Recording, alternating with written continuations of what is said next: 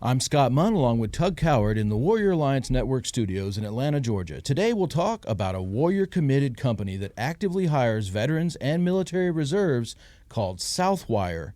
Southwire is one of the leading manufacturers of wire and cable used in the transmission of electricity. So Southwire delivers power to millions of people around the world.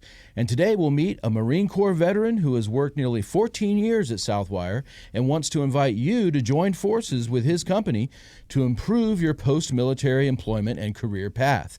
Andrew Johnson is here, a native of Carrollton, Georgia, who joined the Marine Reserves at 18 and left for boot camp the day after his high school graduation. Johnson served our country for 6 years in the Marine Reserves and has worked for 13 years at the Southwire Company, where he is currently the Director of Operations Finance, and he's been the champion for Southwire's Veterans Network Employee Resource Group. So let's talk about veteran career opportunities with Andrew Johnson of Southwire. Andrew, welcome to the Warrior Alliance Network. Hey, good morning, everyone. Appreciate you guys having me. Dude, the day after high school? That's right. If I could have left sooner, I probably would. Seriously, you guys go through the ceremonial graduation. I got the paperwork. Just let me go. I like that, dude. Yeah, I forced my parents' hand at the age of 17. They had to sign for me early just because that's something I knew I wanted to do right off the bat. How'd you know, though?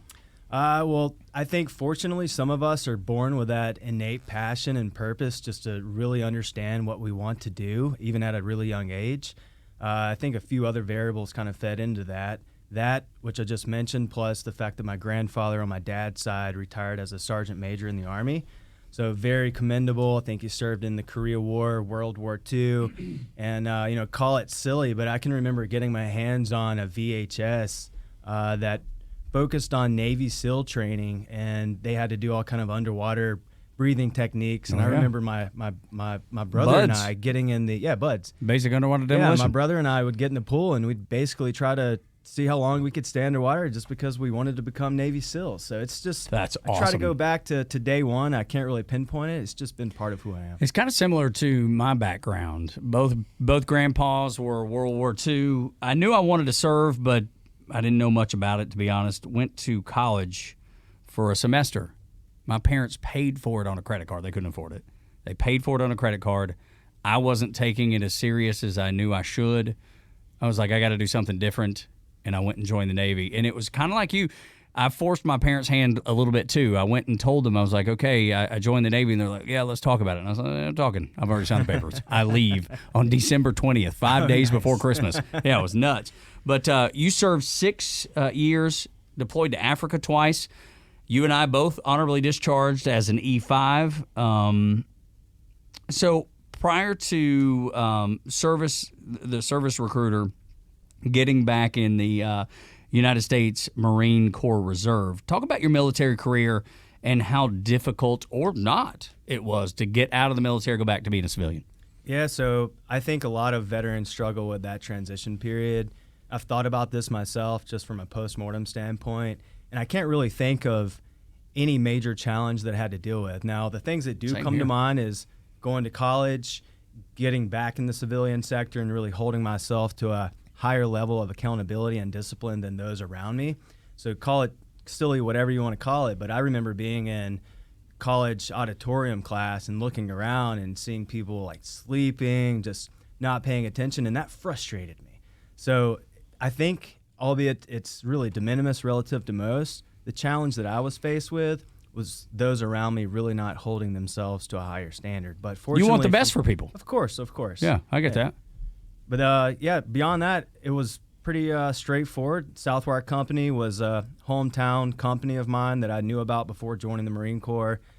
Started college, wanted to become an engineer, and took a few accounting classes, made A's, and I was like, this is, whether it's God telling me this is my direction or not, I'm going to keep taking these accounting classes, and found my way into an internship at Southwire and kept myself really busy just through joining a fraternity, going to college, doing the Marine Corps Reserves, getting back to friends that I'd once left before going there. So, fortunately, not a big challenge for me, but my heart goes out to all those who weren't that fortunate. And Southwire has been really, really good to you. Oh, 100%. As far as a veteran goes. 100%. Yeah. I think that my long-standing tenure there of 14 years, which is the breadth of my professional career, is a testament to that. Yeah. Before we get into Southwire, what'd you do in Africa? What were you over there for? That's a great question. Yeah. So where in Africa and what'd you do? So the Sahara Desert specifically, every 2, maybe 3 years, there's a joint coalition evolution between the Moroccan Army as well as the Marine Corps. I think the Army, Northern Africa. Northern Africa. There on the Mediterranean. Yep. Well, we focused on updating them on weapons and tactics. I was an ammo tech at the time, so we got the luxury of being in an ammo supply point, which was about 2 miles from the main forward operating base. So it was me and 6 Marines. We staged ammo, made sure that it was inventoried, divvied it out in the early mornings, helped helos land, and other than that, we did a lot of sun tanning and tried to play baseball with sticks and rocks, and we called a gerbil. That was about the highlight of my time out there on the ASP point. But sounds rigorous. It was great. It was great. Tanning and baseball. But you didn't get enough, and I wanted to go back and say that, so you're currently talking to a prior service recruiter about getting back into the reserves with the Marines. Is that right? Yeah, I'll try not to get emotional about this, but I think this is me trying to reignite that purpose that I was born with. I watched a documentary not too long ago that admittedly had me in tears the next morning when I woke up, just because I watched Corporal Dunham, I think was the name of the Marine who gave his life for his brothers. He jumped on a grenade, and it was really odd. Like, I don't know how that documentary came to me, but I watched it. I just felt like I should have. He was born in a small town. He had similarities to me, including his looks, his behavior, and I felt like I was watching myself do what I should have done. Now, there's a balancing act considering where I am in my life. I'm in a season of raising 2 boys, supporting my wife who's in a professional career. So I'm still working through the mechanics of how to make all this work, but I really just felt compelled, like, if I don't get back in the Marine Corps and serve my country, I will die an unhappy man. Man, that is admirable, and to want to do it twice, it's amazing, isn't it, Tug? And the other thing I wanted, do you think Southwire will support you? Is it the type of company that's going to support you re-enlisting with the reserves? With 100%, 100%. I've done it once, and I know that they'll do it again. We have many veterans that work at Southwire and serve our country, and they're very accommodating, rightfully so, for those reasons. It's fantastic. Now, Tug and I have been learning about companies that have employee resource groups. I've never worked at a company that had an ERG. Tug, have you ever? None that I recall. So the last year since we've been doing the show, we're learning all about it. And in addition to your Director of Operations Finance position, you've also taken on the role as the Veterans Network ERG champion at your company. Describe what that means and the ERG's function, and what kind of opportunities do you guys offer for veterans seeking a career at Southwire? Yeah, so the name itself, Employee Resource Group, I think the intention is pretty implicit in the name. We're really focused on different facets of employees. So we've got, I think, 7 or 8 different ERGs at Southwire, focused on people of color, LGBTQ, and of course, veterans. And I was voluntold, I like to use that word stemming from the military, but I was voluntold. Been there. Silver lining, most definitely, but voluntold about 4 years ago to become the champion of our Veterans Network. So stepped right into it, and it's been something beautiful that's blossomed since. But within my role specifically to Veterans Network, we just try to focus on enriching the lives of veterans in and outside of Southwire in any possible way that we can. And I would say the first 2 years, we were really focused on kind of corporate-esque events, so hosting events that a lot of people could participate in. But over the last 2 years, I've been trying to create this paradigm shift and getting away from hosting events that not everyone can partake in, but more so leveraging our corporate sponsors and partners such as the Warrior Alliance to really focus on the true needs of our veterans and serve them in ways that they really need. So stop throwing barbecues and start getting actively involved. We'll in the still have the barbecue. Okay. Yeah, so that's. I mean, there's other things you can get rid of. Barbecue's not one of them. Don't cut that. Don't cut that. Let's not cut the barbecue out. So have a barbecue, but get the other community organizations involved in how you can partner with them. And how does the Veterans Network ERG measure success, and how do veterans overall kind of influence the company culture there at Southwire? Yeah, great question. So I'll start with how we measure success. Me being in a finance position, I like statistical measurements. So we do, of course, set annual goals and objectives. We figure out the resources that we need to really allocate to those goals and objectives. We track those. Some are measurable, some are not. One, for example, that we're doing this year, which I'm very excited to share, is a Habitat for Humanity home build. Not only participating in the home build, but we're raising $150,000 to fully fund this home as well.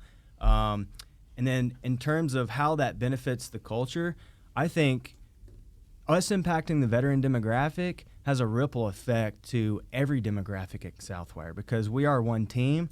Veterans are very inclusive in what they do, and if we're impacting a certain segment of Southwire, I know that others will see that and feel a sense of inclusivity and want to join in as well. So it's really feeding into the teamwork aspect at the end of the day.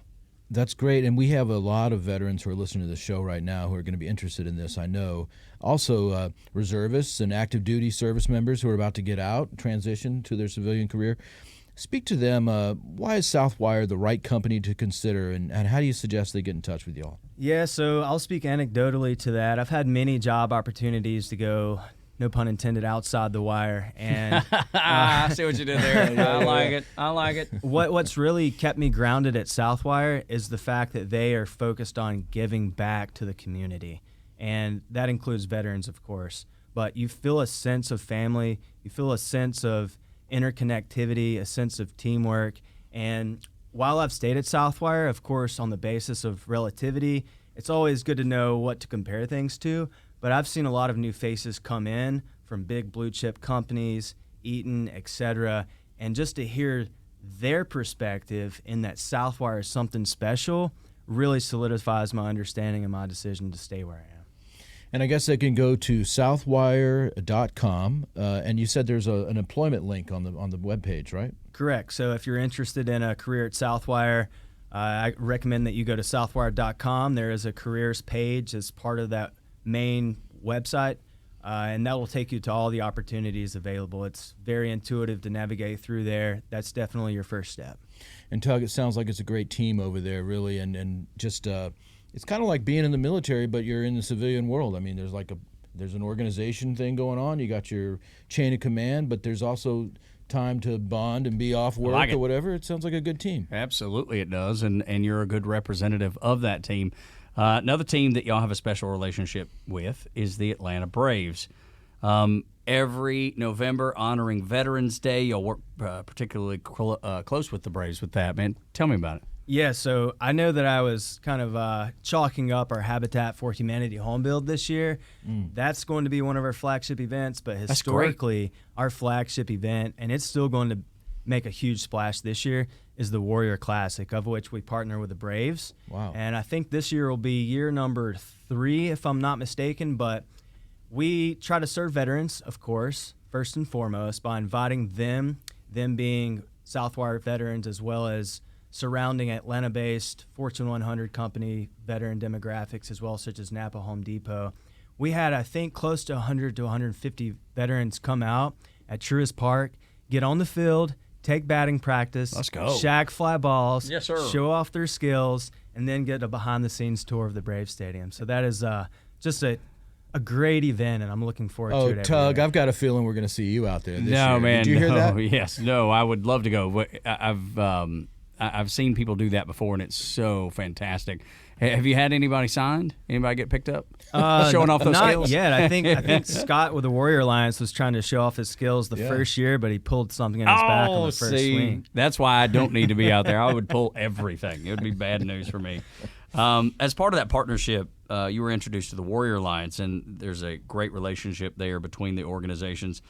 Talk about the collaboration, the work regarding supporting veterans at Southwire, and then the community focus. Yeah, so the Warrior Alliance has been great from an aspect of helping us build brand reputation. Obviously, they have a partnership with the Braves, so it just makes sense to collaborate with them. Just kicks the door open. Yeah, man. They're located here in the Battery. We have a Battery office as well, being Southwire. So in addition to building brand awareness, we like to co-host events with them, but something special that they've really been focused on facilitating as of about 6 to 8 months ago is integrating and building more collaboration across the ERG platform. So just recently, I think a month ago, I was invited to their headquarters as part of an ERG coalition.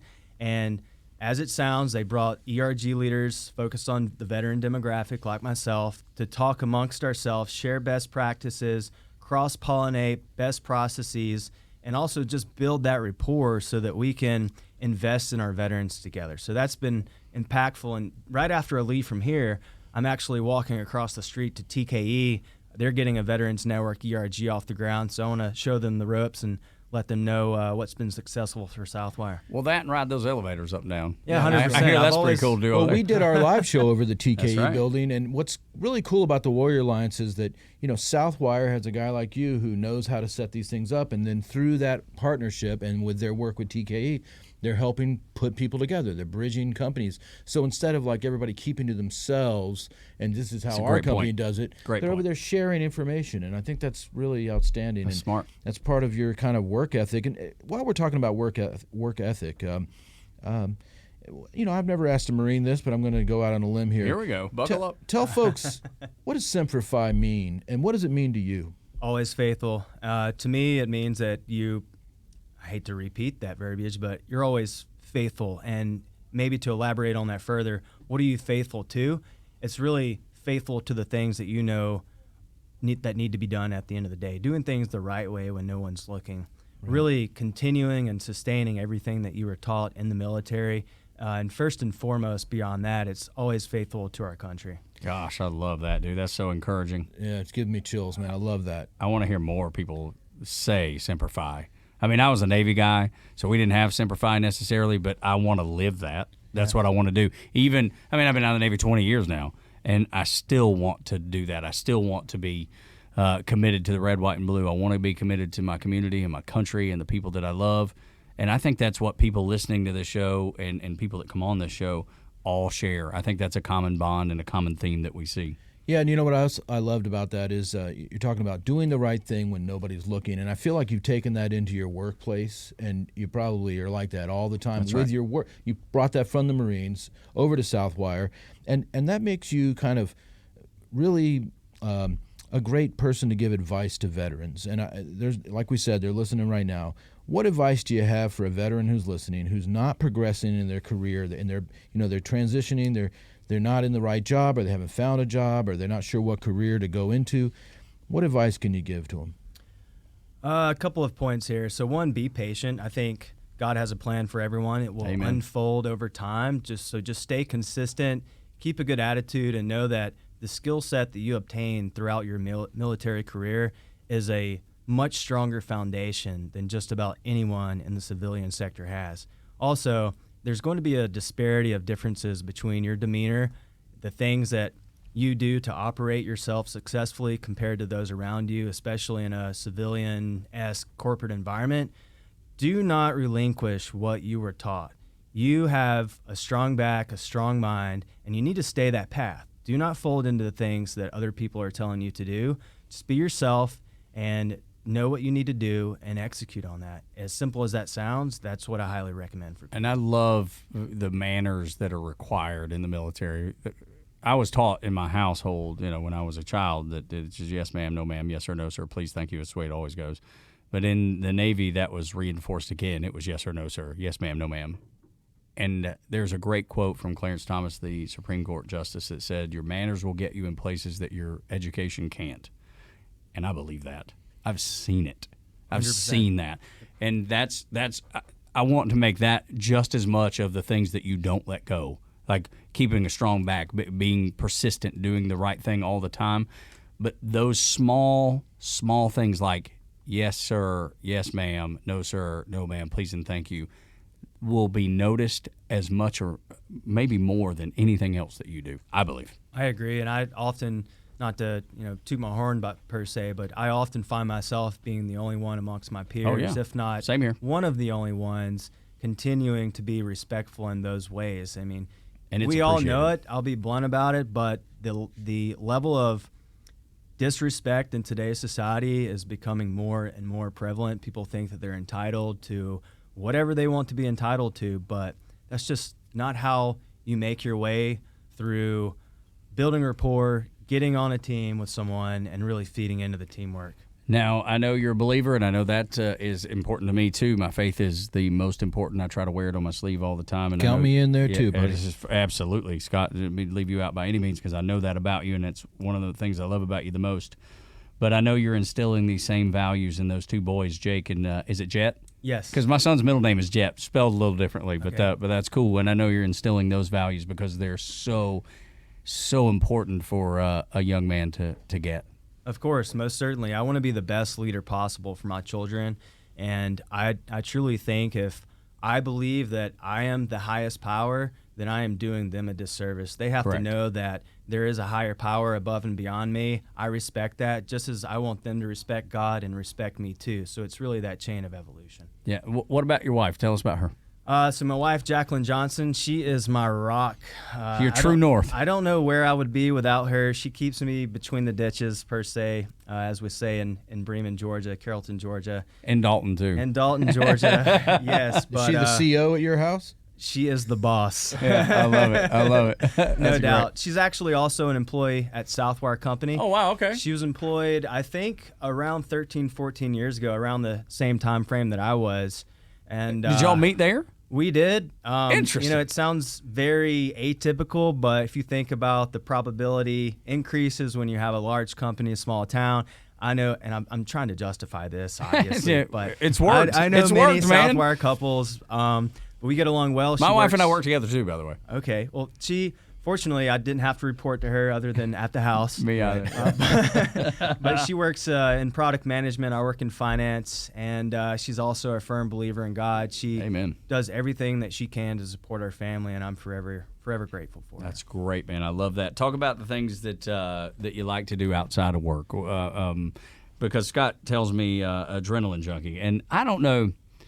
I think maybe I used to be a long time ago, but as I've gotten older, I'm less of an adrenaline junkie. Like I'm fine with just taking things so easy and slow. Yeah. So great question. I'm definitely a busybody, as both of my boys are. My wife is risk averse, and I am a risk taker, so we balance each other very well. Yeah. Some of the hobbies that I'm involved in right now, I actually woke up at 5 a.m. this morning to do some jiu-jitsu. Attaboy. Jiu-jitsu. So did I, by the way.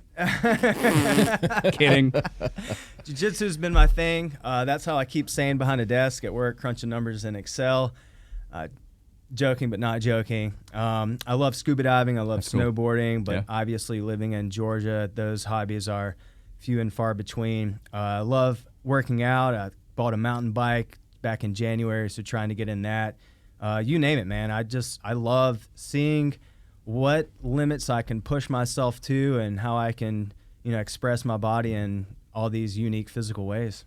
There you go, Scott. It sounds like you a lot. Oh, yeah, I'm all over it. I do try to work out and keep up. No, you do. But I say that in jest, but I know that about Scott. Yeah. He's really taken that so seriously in the last, 2, 3 years, 4 years? Well, but I have a different approach. Like, I can't get self-motivated, so I hire a trainer. Okay. And that's whatever it takes. Whatever it takes. You got to find your daily activity, and really, it's if you can start with walking. That's a good start right there. If you can start with walking, maybe a little stretching, and then you can find yourself, with jiu-jitsu or mountain biking or whatever, or any of these extreme sports. Yeah, I'll be there. I'll be there. What do you like to listen to? Because Scott's worked in touring and he's produced records. I mean, he's done it all in the music side, and I've worked music radio. So what do you like to listen to? Oh gosh, I could talk all day about music. Here we go. Music was kind of the impetus of my wife and I getting together. We went to a ton of concerts and still try to go to some concerts, but if I had to just say one band to kind of give everyone some color around what my style is, at least favorite style, Red Hot Chili Peppers. Attaboy. Okay. I just saw them a couple of years ago. 90s alt-rock. Yeah, that's right. That's right. It's good stuff. I love the Chili Peppers, too. Hey, we're going to tell everybody one more time. Southwire.com. If you're a veteran out there, go to the website, check it out. And I want to make sure we reiterate, product management for your wife and finance for you. But there's also a ton of blue-collar jobs. We got to put cable and wire out there, right? We got to build things, right? So it's a wide range of opportunities at Southwire, isn't it? 100%, yeah. Obviously, my wife and I work in the corporate environment, but my heart goes out to those frontline workers, those digging the trenches, fighting in the trenches, those shop floor employees. We call them deskless workers. There's tons of opportunities, not to just get in a role in what you're doing, something mundane, but there's a lot of, I would say, creative autonomy in a sense that we're a business of continuous improvement. So we're always looking for feedback on how to get better. And beyond that, there's tons of leadership positions. Obviously, me and you being from the military, we like to think of ourselves as leaders, and I think that we are in some aspects. So really taking that leadership skill set and applying it in a civilian sector is something that is very prevalent and I think opportunistic at Southwire Company. Andrew, you're an impressive fellow, man. Thank you. I think the same about you, even though you're from the carpet city of the world. There you go. And the Navy. And even though he's from the Navy. not the men's department. That's right. No, but we would tote y'all around. We we were fine with toting y'all around. We appreciate the support. Yeah, that's right. Thank you for your service. We're the best Uber taxi you've ever been in your whole life, and the coolest too. I mean, they make Hollywood movies about it, Top Gun and things. Come on, that's right. It's the best way to live. Thank you for your man. service, yes. man. And when you re-enlist, please come back and talk to us about that again. Okay. I Super sure will. cool, man. Thank you. God bless you, buddy. Yeah, thanks for having me.